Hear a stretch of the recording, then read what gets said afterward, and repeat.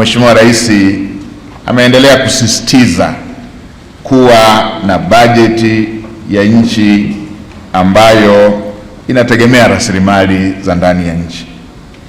Kwa hiyo leo ambapo nimesikia katika mahubiri nimefarijika sana, kwa sababu jambo hili ili lieleweke vizuri linatakiwa iwe ni lugha na iwe ni wimbo wa kila Mtanzania.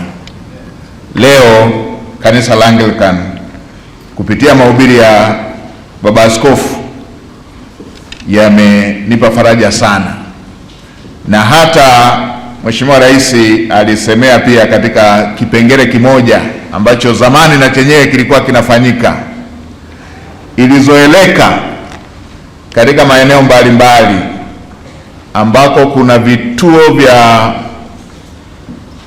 watoto yatima, watoto wenye mahitaji maalum.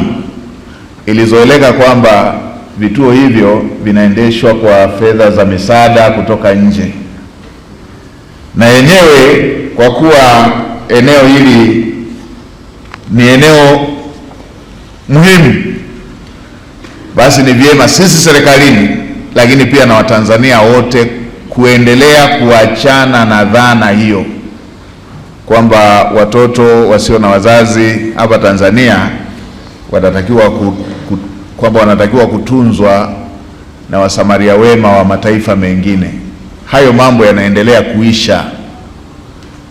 Watoto wa Tanzania wenye mahitaji mahususi, walio na uhitaji, wanatakiwa watunzwe na Watanzania.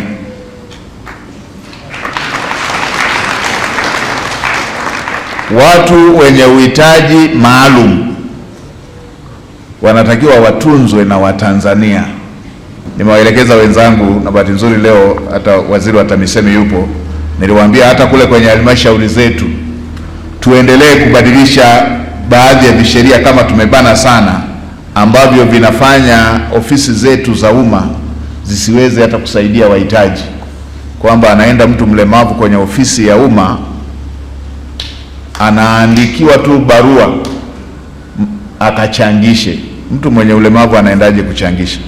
Huyo anatakiwa ameshafika kwenye ofisi ya umma na ndio tegemeo lake, achangiwe, arudi aendeshe, apewe fedha pale kwenye ofisi, aendelee na maisha yake badala ya kutumwa kwenda kuchangishwa.